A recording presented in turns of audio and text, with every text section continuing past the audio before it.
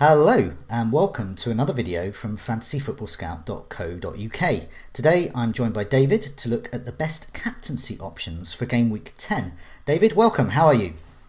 Yeah, not bad. Thanks. It's a game week to forget, wasn't it? Game week 9. So let's definitely plough straight into game week 10 and pretend that game week 9 never happened. Okay, well let's plough on straight away, and I think the best place to go for the best options, I think, which you may not agree with, but I think that's Liverpool options against Cardiff. So, yeah, is Salah and co, are they good places to go for the armband? Yeah, I mean, my initial reaction when I set my bus team, as the guys from Always Cheating would refer to it, on Saturday, I instantly switched the captaincy to Salah, and that was before I saw Fulham score twice against Cardiff. It does seem like the natural place to go. It's a fixture that I think that they're normally quite good at home. I think it's one of those games where Cardiff just won't have what it takes to stop Liverpool. But the problem is, of course, that against Huddersfield, they still looked a bit laboured. So just to bring some numbers into it, over the last 4 game weeks, only 3 teams have had less or fewer shots on target than Liverpool. And at the same time, Cardiff haven't been too bad at conceding big chances either. So, they're in a position where I think it's 5 teams have allowed more. So, I mean, Cardiff they look like they can concede, but it's just whether or not we can trust Liverpool to really go through them. I think that's what people will be expecting when they look at the fixture on paper. But, if it was a 1 or 2-0, I wouldn't be too surprised. So it's tricky. I'd like to go with Liverpool, but yeah, Liverpool haven't done a great deal to convince me too much. I don't know what you think. Well, I think with Salah, I think what you're getting with Salah, and it's proved all through this season, is that he is a reliable captaincy option against weaker sides, particularly at home against bottom 6 sides. But the returns you're going to get, the kind of payoff for that, is that so far this season, and possibly forevermore this season, he's not going to be getting that 10-point plus return to give you a 20-point captain. But I think he's going to get a goal, assist, some kind of attacking returns, and he's not getting the bonus. So I think he's reliable. I think you're going to be getting between 6 to 8 points from him. But yeah, he's not that stellar one. He doesn't look hat-tricky at the moment. No. He doesn't look explosive, does he? But I think slow and steady wins the race and all of that. I think in this season where so many captains outside of Aguero and Salah have let us down, Hazard's been fairly reliable, but Kane, for example, has been pretty poor. So I think Salah's the best option because he's safe. But I think there probably are better options for getting a really massive score this week. And I think chief of those could be, now you might disagree with this, but Fulham look like whipping boys here this season. Oh, yeah. And Bournemouth are up against them. And I'm thinking one of Wilson and King might be the shrewd move. Don't know what you think about that. Yeah, well, I mean, we've obviously been finding out in the last couple of days that basically at 9 weeks into I think Premier League season rather than Division 1 season, 9 game weeks in, no one's ever conceded as many goals as Fulham have at this stage, which I think is 25. They're just, I mean, we were looking at Cardiff and thinking, where are the goals going to come from? And I think, did they triple their goal tally for the season in one match or something stupid? Yeah. And that's because they played Fulham. I say time and time again, I think if me and you, Joe, were playing in a Premier League team against Fulham, I think we'd get on the score sheet. They're so bad. As long as it was in the first minute, because I'd probably collapse. Yeah, that's true. We'd probably last about 10, 15 minutes, wouldn't we? Yeah. But yeah, so a lot of people, I've seen people on Twitter, I've seen people on the site, I've seen people in lots of quarters just going, well, why don't we just captain whoever's playing against, my options that I've got. If they're playing against Fulham, captaincy straight away. And I mean, when it's Bournemouth, it kind of makes you think, well, I'm not sure, because we did expect them to score lots of goals against Southampton, and we ended up with a 0-0. But Fulham just seem something different. I mean, to concede 4 goals to Cardiff, there's clearly something wrong. I've mentioned it before. I mention it again. That their back 4 is just constantly chopping and changing. They've got no clue what's going on. Who's starting here and there. With that goal, the Bobby Reed goal, where Tim Ream had a shocker, absolute shocker. I mean, he's slipping all over the place, errors left, right, and centre. Didn't track Reed for that goal, where basically the ball just cannoned off. I think it was Goodmanson, and he just wasn't alert to it. And you just think, how can you be a Premier League centre back if you're just going to be not alert to that? So there's so much wrong with that Fulham defence that I can definitely see a case for a Bournemouth option. Other one to consider, I think, is Ryan Fraser, because the reason that we tipped Murphy in the scout picks this week, or rather last week, was because Fulham are quite susceptible down their right-hand side, so therefore the left flank of the opposition, which is where Josh Murphy plays. Obviously had a lot of space, he got his goal, was very important in the game. So then maybe this could be Ryan Fraser's next double-figure haul, because he had that advantage against Leicester. Their right back for that particular game, Ricardo Pereira, just wasn't there. He was off on on a jolly down the pitch. So Ryan Fraser went and stood in his position and scored 2 goals. So maybe, as Josh Murphy did against Fulham in the last game week, maybe Ryan Fraser can do that again. So maybe he's worth looking at too. So there's plenty of options for Bournemouth if you really, really want to capitalise on this awful Fulham defence. Yeah, I think Wilson's a good option. He's slowly, steady scoring. Not as accurate as he should be for the amount of chances he's getting. But King, I think, looks good. Two goals last 4. And he's up there when I'm doing a kind of a table sorting by shots inside the box, which is always a good indicator of being able to actually score.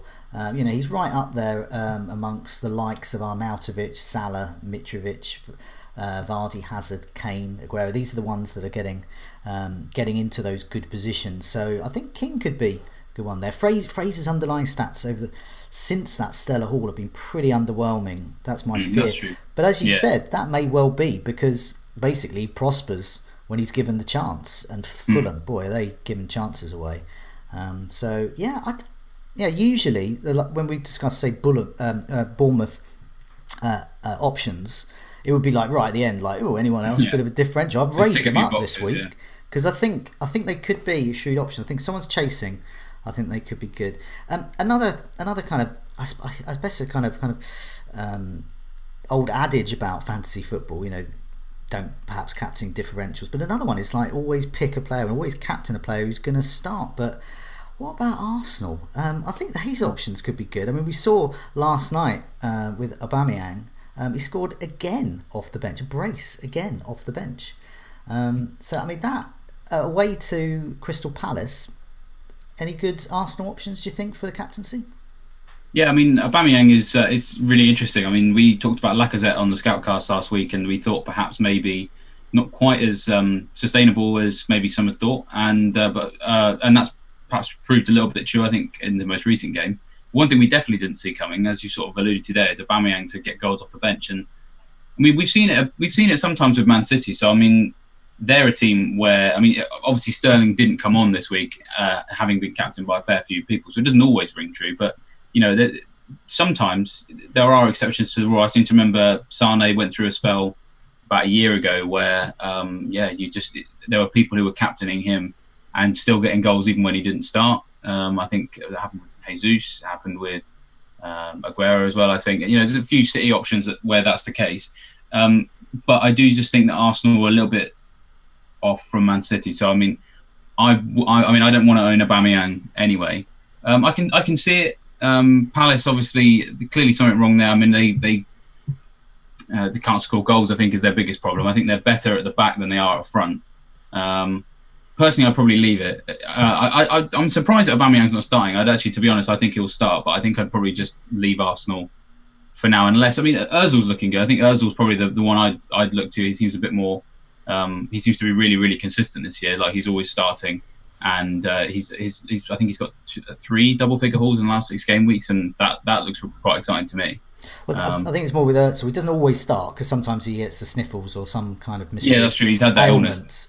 But what is the case is you're not going to get your 1-minute cameo. If Özil's fit to start to play, he'll start. He's not like Ramsey being benched. And God, I saw the game last night, and wow, Özil was having one of those Özil games. He's incredible, wasn't he? And he looked absolutely great, and everything going through him was really pulling the strings there.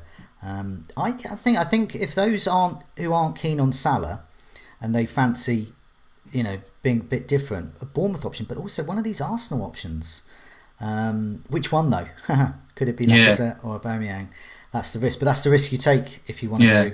If you want to go Maverick. I think we haven't seen enough of Emery to know what his policy is, so to speak. Because I think with Pep, Pep is still a roulette, but there's still certain bits and bobs that we kind of know about what he likes. So, but with Emery, I just it doesn't. A lot of it doesn't make sense. I mean, with Lacazette not starting at the start of the season, that was confusing, and we don't really know why he did that.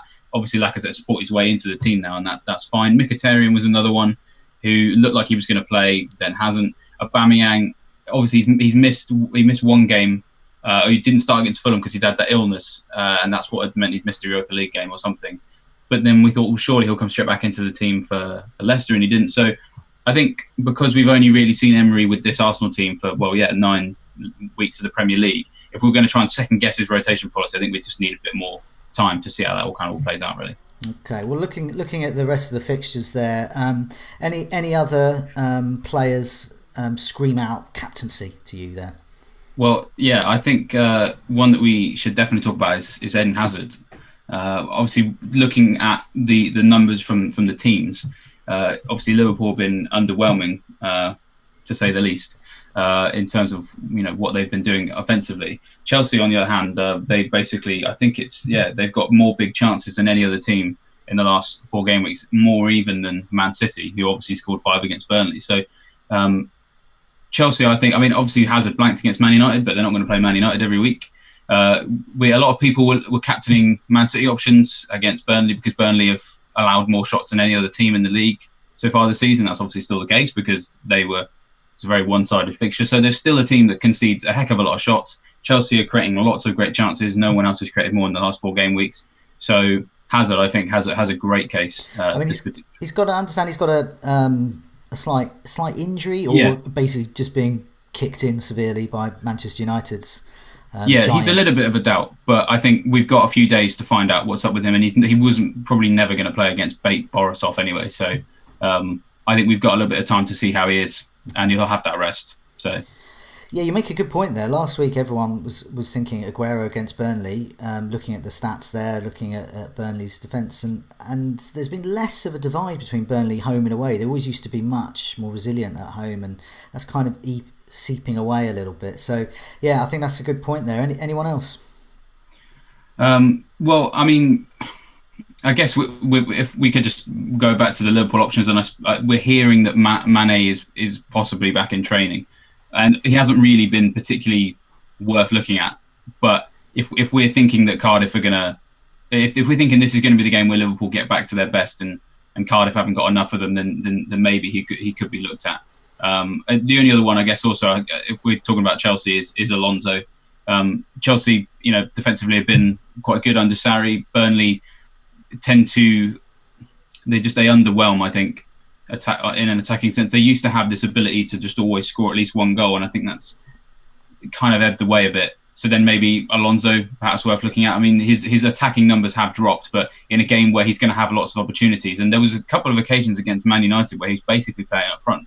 So, if we think that maybe Alonso's got a bit more to offer in a game like we've talked about against Burnley, then maybe a potential differential there as well. Yeah, I mean, I was looking. I think the Leicester-West Ham game. I like both of these teams from attacking point of view. I think Arnautovic could be a good bet there. Vardy, if he's recovered from whatever was ailing him last night, could be as well. And it could be some assists for Maddison. But I guess that's not really captaincy. It's more kind of maybe vice captaincy for those ones. What about Man City away to Spurs? Don't fancy the likes of Aguero, Sterling, etc.? Yeah, it's quite tricky. I mean, I seem to remember there was a time when Spurs seemed to be one of these teams that Aguero loved to score against. But I was actually just looking at that this morning. And basically, Aguero's only scored once in his last 6 starts against Spurs, which really surprised me. And obviously, we've been, and you've mentioned many times this season, the rotation for captaincy between Salah and Aguero when they're at home, because they have alternated quite nicely this year. Aguero has 1 goal away from home this year. I think that 1 goal was his first away goal since December. So away from home, he's not quite the same prospect. I think he's more at risk of being benched when he's at home. I mean, it's Spurs, so I think he'll play. But, when just in general, I think away from home, Aguero is there's a massive difference between him and Aguero at home. So the other one to think about is Sterling, because I think he's definitely going to play in that game, having missed the last one, and we know he's in great form as well. So we should definitely mention that Sterling's probably still worth looking at. But when Chelsea are playing Burnley and Liverpool are playing Cardiff, it kind of gives you an excuse to avoid the big fixture, because it's almost the right decision to look to those two teams that have much nicer fixtures. So, yeah, I'm probably not going to captain a Man City player. Yeah, no, I think to wrap up, I think it's going to be Salah or Hazard for most, unless those brave souls there who want to target that Fulham defence, which is, as you said, historically awful. But for now, thanks for joining me, David. Good luck with the game week. Yeah, and to you too.